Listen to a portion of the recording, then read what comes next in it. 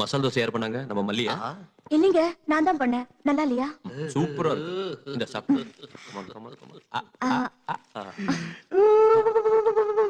ஏய், நீ ஏன்டா அழுவுற? அவங்க சந்தோஷமா இருக்காங்க இல்ல சித்தப்பா, அதான் எமோஷன் தாங்க முடியாம அழுவுறேன். நான் போய் அவங்க சந்தோஷத்துல ஷேர் பண்ணிக்கிறேன். அவங்க புருஷன் பொண்டாட்டி சந்தோஷமா இருந்துகிட்டு இருக்கிற நேரத்துல நீங்க எதுக்கு இங்க காப்பில உப்பு போட்ட மாதிரி? நீ போடா. டேய் விஜய், நீங்க காதல் தோசையை ஒருத்தருக்கு ஒருத்தர் ஊட்டி விடும் போது பட்ட கஷ்டமெல்லாம் நினைவுக்கு வருதுடா. என்ன கஷ்டம்டா? அதுக்குள்ள மறந்துட்டியா?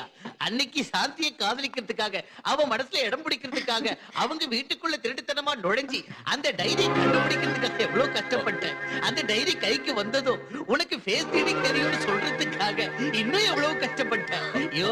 இப்ப சந்தோஷமா இருக்கீங்க. அதுக்குதான் பெரியவங்க சொல்லுவாங்க, முயற்சி திருவினையாக்கும்னு. எந்த டைரிடா? பைத்தியக்கார.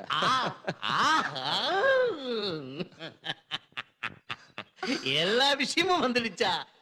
ஐயோ ஹரிச்சந்திரா, எனக்கு ஏன் இந்த உண்மையை பேசுற குணத்தை கொடுத்தேன்னு தெரியலையே. வரம்மா, மவன செத்தடா நீ. சாந்தி, என்கிட்ட பேசாதீங்க. என் பேச்சு கேளு. என்னது கேக்குறது? என் டைரி திருடிட்டு உங்களுக்கு ஃபேஸ் ரீடிங் வரும்னு என்னை ஏமாத்திட்டீங்க. சாந்தி, நான் அந்த டைரி திருடினதே உன் மனசு திருடத்தான். பொய் பொய் பொய். நீ என்ன தப்பா நினைச்சாலும் சரி, உன்னை காதலிச்சு எப்படியாவது கல்யாணம் பண்ணிக்கணும்னு தான் இப்படி சின்ன அல்வா கொடுத்தேன். Take it easy. உனக்கு இன்னொரு விஷயம் தெரியுமா? உண்மையிலேயே எனக்கு இந்த ஐடியா கொடுத்தது அனிதா, நான் இல்ல. டோட்டலா நீ அவுட்ரா. ஐயோ சாந்தி. அப்படின்னா அனிதா சொன்னதுனால தான் நீங்க என்ன காதலிச்சீங்களா? No no no no. நான் உன்னை காதலிக்கிறேன்னு சொன்னதும் அனிதா ஐடியா கொடுத்தா. உன் மனசை வேதனைப்படுத்தினதுக்கு சாரி டியா.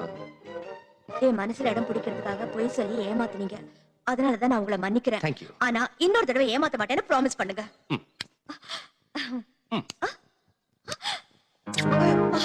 என்னது இது? ஏன் இந்த பக்கமும் ப்ராமிஸ் பண்ணணுமா? சி, போங்க.